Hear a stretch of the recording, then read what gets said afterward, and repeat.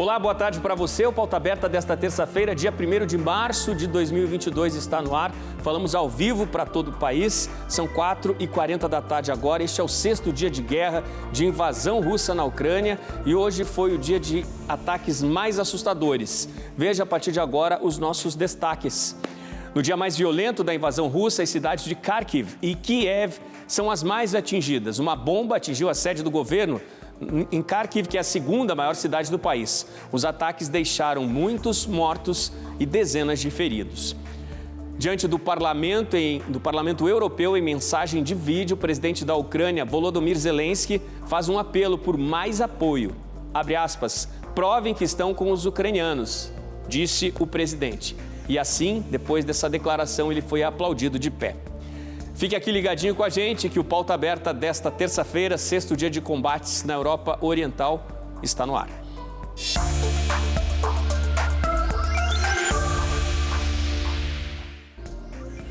O 6º dia da invasão russa sobre a Ucrânia foi marcado pelos ataques mais violentos até agora às duas principais cidades do país, Kiev, a capital, e Kharkiv.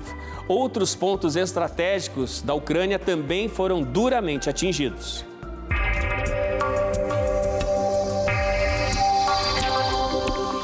Eram 8 horas da manhã, pontualmente 8 horas e 1 minuto, quando um míssil russo atingiu em cheio a sede do governo. O edifício administrativo do governo local está na Praça da Liberdade e era considerado uma das riquezas arquitetônicas da cidade. No local, ao menos 7 pessoas morreram, 24 ficaram feridas, 11 foram hospitalizadas, entre elas uma criança. O ataque foi uma tentativa clara para o jornal inglês The Guardian de matar o governador de Kharkiv. Logo depois dos ataques, o serviço de resgate, com a ajuda de muitos voluntários, tentava localizar mortos e feridos nos escombros. Na segunda maior cidade ucraniana, áreas residenciais também viraram alvos das tropas russas. Antes do ataque ao prédio em Kharkiv, o Ministério das Relações Exteriores já havia confirmado a morte de outras 3 crianças e de 7 civis, depois que projéteis de lança-foguetes atingiram a cidade. De acordo com o Serviço de Emergência do Estado da Ucrânia, o número de pessoas mortas aumentava ao longo do dia e eram dezenas de feridos depois dos ataques de hoje. Nas palavras do chefe da região de Kharkiv, Oleg Sinegubov, a Rússia comete crimes de guerra. Mas, apesar dos ataques no fim da tarde, o controle da cidade continuava em mãos ucranianas. O ataque mais forte hoje foi registrado numa base militar que fica justamente entre Kiev e Kharkiv. A base de Otirka foi alvo das artilharias russas. De acordo com a administração local, 70 soldados ucranianos morreram. No sul do país, a cidade portuária de Mariupol também esteve forte ataque. Uma das bombas que não explodiu foi parar dentro de uma casa na cidade. Em Kherson, as forças russas que pela manhã praticamente cercavam a cidade, no meio da tarde avançavam pelas ruas em regiões centrais. Postos de controle avançados russos foram instalados nas portas da cidade, que apesar da forte pressão militar, ainda não caiu. Em Sumi, cidade mais a oeste, um reservatório de petróleo foi bombardeado. No litoral, possivelmente no Mar Negro, militares ucranianos gravaram este vídeo com imagens que mostram helicópteros russos sendo abatidos e as comemorações de soldados da artilharia ucraniana. Yes! Yes, блядь! Два! Enquanto isso, o comboio formado por tanques e caminhões de guerra russos, com aproximadamente 70 quilômetros de extensão, avançava durante esta terça-feira em direção à capital Kiev, que também foi fortemente bombardeada. As sirenes, anunciando novos ataques de mísseis e bombas, também soaram forte para desespero de moradores nas cidades de Vinnytsia, Uman e Cherkasy. No leste do país, muito perto da fronteira com a própria Rússia, bombas atingiram apartamentos na cidade de Gorlovka, também causando estragos. A Anistia Internacional denunciou hoje a utilização das chamadas bombas de fragmentação, que teriam atingido uma pré-escola no nordeste da Ucrânia no primeiro dia de ataques. 3 pessoas teriam morrido, segundo as denúncias, entre elas uma criança. Já foi pedida a abertura de investigação por crime de guerra. Isso porque uma convenção da ONU proíbe a utilização deste tipo de armamento. A denúncia prontamente foi negada pelos russos. O exército russo também registrou imagens de como avança com sua força aérea sobre território ucraniano. Hoje, em reunião no Parlamento Europeu, o presidente da Ucrânia, Volodymyr Zelensky, rejeitou veementemente a mensagem da Rússia que justifica que a invasão da Ucrânia é uma operação militar, onde apenas infraestruturas estratégicas são os alvos, e disparou. Crianças estão morrendo. De acordo com declarações do presidente Zelensky em vídeo exibido na reunião, apenas ontem, 16 crianças ucranianas morreram, vítimas do avanço das tropas russas. Queremos nossas futuras gerações vivas. Acho que este desejo é justo, disse o presidente da Ucrânia. Bem, você viu agora, no fim dessa nossa primeira reportagem, o posicionamento do presidente ucraniano em vídeo para o Parlamento Europeu. Hoje ele fez um apelo também ao Parlamento e pediu: provem que estão com a Ucrânia. E foi aplaudido de pé. O presidente da Ucrânia, Volodymyr Zelensky, fez um discurso por vídeo ao Parlamento Europeu nesta terça-feira. No dia em que a Rússia intensificou a ofensiva em território ucraniano, o líder fez um apelo dramático à União Europeia. Без вас Україна буде самотня. Sem vocês, a Ucrânia vai ficar sozinha. Provamos nossa força, provamos que, no mínimo, somos exatamente iguais a vocês. Такі самі, як ви. Доведіть, що ви разом з нами. Então provem que estão conosco, provem que não vão nos deixar ir, provem que são verdadeiros europeus. Então a vida vai vencer a morte e a luz vai vencer a escuridão. Glória à Ucrânia. Життя переможе смерть, а світ темряву. Слава Україні! Após seu discurso, Zelensky foi aplaudido de pé pelos eurodeputados. Na véspera, o presidente assinou um pedido formal para que seu país faça parte do bloco europeu. A União Europeia está sob forte pressão para conceder proteção à Ucrânia, mas tradicionalmente o processo de adesão ao bloco implica vários anos de negociações e reformas intensas. A presidente da Comissão Europeia destacou que a guerra na Ucrânia pode afetar todo o continente. O destino da Ucrânia está em jogo, mas nosso próprio destino também está em jogo. A presidente da comissão também anunciou mais 500 milhões de euros para enfrentar as consequências humanitárias em território ucraniano. Vamos para o intervalo. A seguir, ao vivo da Europa, mais informações sobre este 6º dia de combates.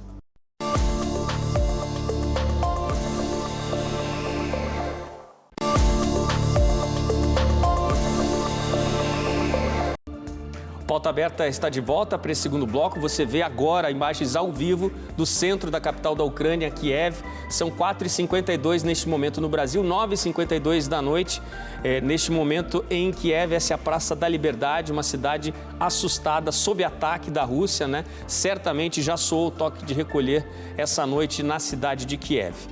E quero destacar também uma notícia que acaba de nos chegar. A Rússia se aproxima, nós mostramos ontem um comboio de quase 70 quilômetros que se aproximava da cidade de Kiev. Esse mega comboio militar está muito mais próximo e se prepara para a ocupação da cidade. O governo russo já passou mensagem à população da Ucrânia, várias mensagens, de que a população se afaste, e explica que esta ofensiva será contra locais que pertencem aos serviços de segurança e às unidades de operações especiais da Ucrânia. Então está dado o alerta a toda a população em Kiev, esse mega comboio pronto para ocupar pontos estratégicos aí da cidade neste primeiro momento de combates.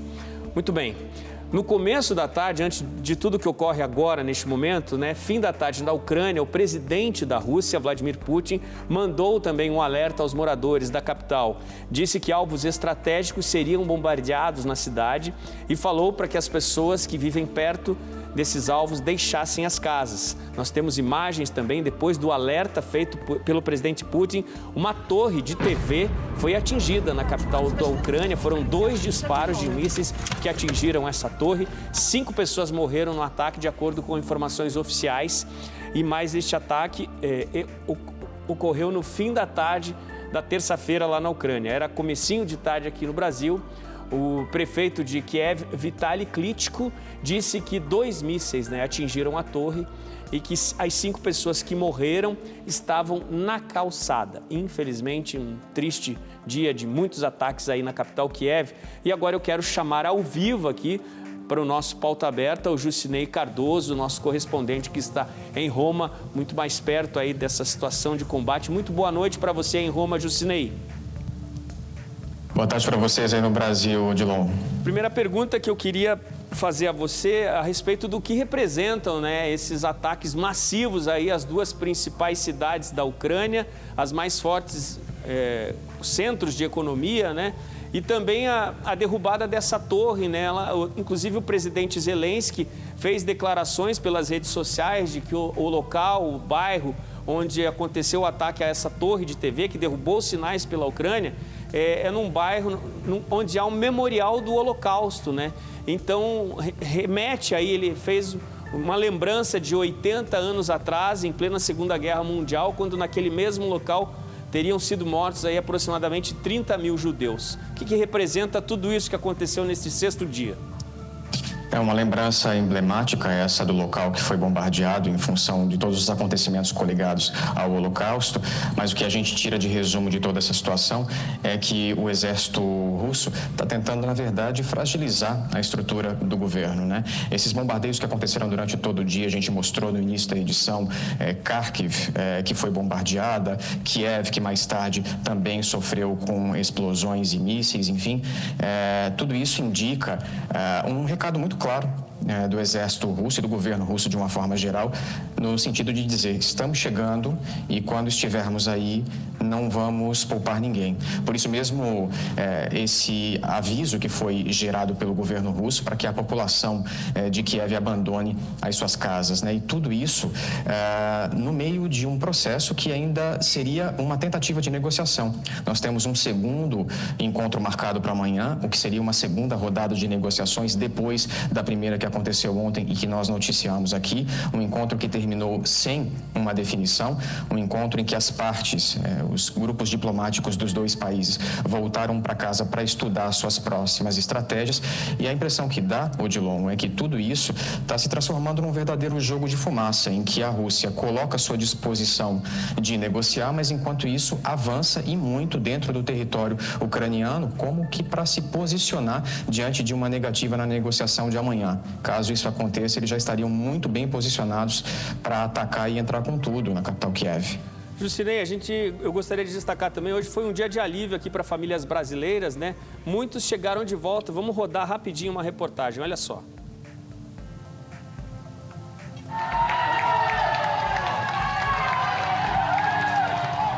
O ex-jogador do Atlético Paranaense, Vitinho, que estava na Ucrânia jogando pelo Dínamo de Kiev, desembarcou na manhã de hoje em Curitiba. No aeroporto, sua família o recebeu com festa e alívio. Hoje, com a cabeça quente, te diria que não penso em voltar. Mas com certeza eu vou chegar em casa, descansar, entender tudo isso que aconteceu, que não foi fácil. Em São Paulo e Rio de Janeiro, mais brasileiros que estavam na Ucrânia desembarcaram também nesta manhã. E é esperado a chegada de mais brasileiros pela manhã de quarta e quinta-feira.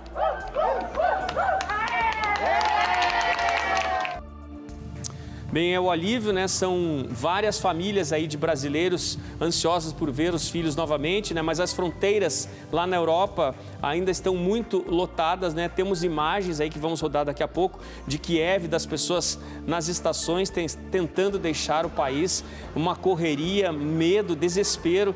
Também há imagens aí da Polônia, abrigos onde foram também para onde estão vários refugiados, né?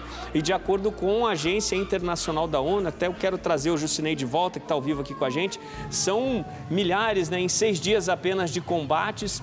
Quantos refugiados neste momento, Jusinei? Olha, a última informação divulgada pela Organização das Nações Unidas para Refugiados dá conta de que mais de 660 mil pessoas já teriam deixado o território ucraniano. A gente está falando de cidadãos, mas também moradores, pessoas de outras nacionalidades que viviam na Ucrânia e que deixaram o país diante de todo esse cenário. A maior parte deles está buscando abrigo, Odilon, na Polônia.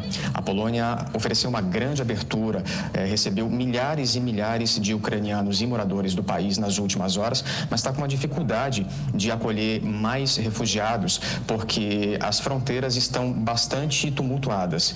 As filas são quilométricas e existem relatos, inclusive, de pessoas que estão esperando há mais de 60 horas, sob condições de frio, inclusive, frio intenso, para poderem ter acesso ao país. Mais do que nunca, a necessidade das ajudas humanitárias chegarem o mais breve possível. Justinei, nós temos imagens, né, dessa correria que acontece nas principais cidades da Ucrânia, mas nós temos pouquinho tempo, estamos encerrando. Eu quero destacar junto aqui ao seu lado, aqui na tela, os ataques finais que aconteceram no fim da tarde. Nós temos imagens que aconteceram no sul da Ucrânia, na cidade de Kherson, e também a ocupação de uma estação de trem. Aqui são imagens que aconteceram em Kiev, né, o bombardeio a um caminhão de combustíveis que levava combustíveis para as forças militares.